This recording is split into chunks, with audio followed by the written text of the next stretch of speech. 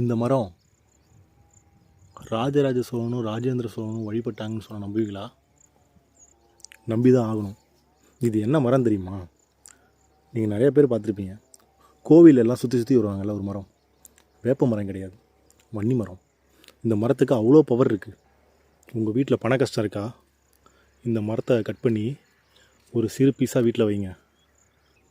இந்த வன்னி இலை ஆடுங்களுக்கு தீவனமாக பயன்படுத்த நம்புவீங்களா? இந்த மரம் சளி, காயம், மாதவிடாய் பிரச்சனை இதெல்லாம் தீர்க்குதுன்னு சொன்ன நம்புவீங்களா? 7.5 சனி போயிட்டுருக்கா?